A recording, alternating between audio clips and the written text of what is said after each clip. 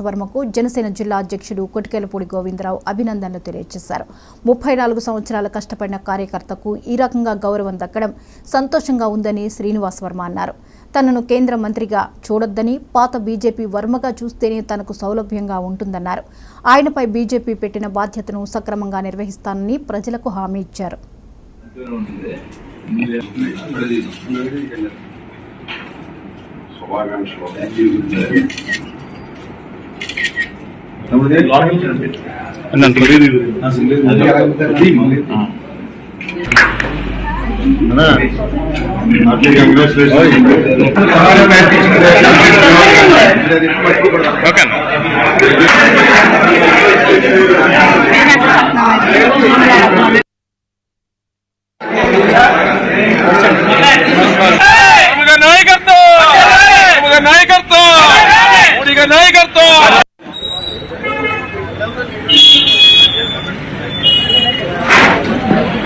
ముందుగా నేను కృతజ్ఞతలు చెప్పుకోవాల్సింది ఈ పార్లమెంట్ లో ఉన్నటువంటి 3 పార్టీల కార్యకర్తలకు, నాయకులు,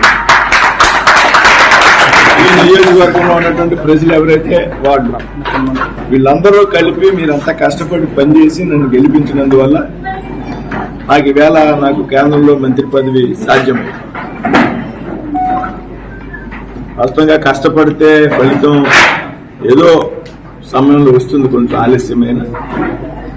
సో నేను మంత్రి అనే విషయం మీరంతా మర్చిపోతే నాకు చాలా సంతోషం.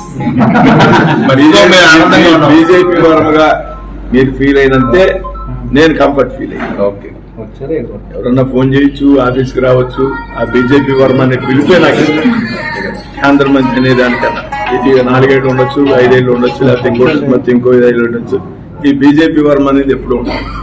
కాబట్టి మనందరూ ఒక ఫ్యామిలీ, అందరూ సమన్వయత ఫీల్డ్ లో కూడా కలిసి పనిచేద్దాం. కార్యకర్తలు కూడా రకరకాల స్టేజ్లు ఉంటాయి. నువ్వు గొప్ప అంటే నేను గొప్ప. నేను మామూలు దెబ్బలాడతాను నా మీద. నేను చాలా సందర్భాల్లో చెప్తున్నాను, మొన్న స్టేట్ మీటింగ్ లో కూడా చెప్పాను, ఈ ఎలక్షన్ హీరో పవన్ కళ్యాణ్. అందుకని స్టేట్ మీటింగ్స్ లో చెప్పాను నేను, ఈ ఎలక్షన్ కి హీరో పవన్ కళ్యాణ్. పవన్ కళ్యాణ్ గారి వల్ల మాత్రమే కూటమి ఏర్పడింది, ఎంత పెద్ద ఎత్తున విజయం సాధ్యమైంది.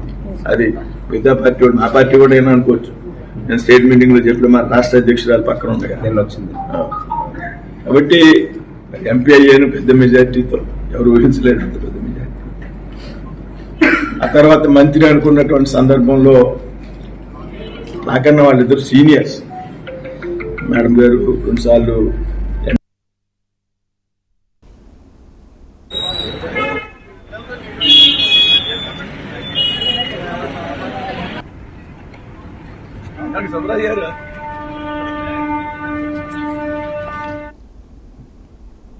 అన్నమయ్య జిల్లా మదనపల్లెలో ప్రభుత్వ ఉపాధ్యాయుడు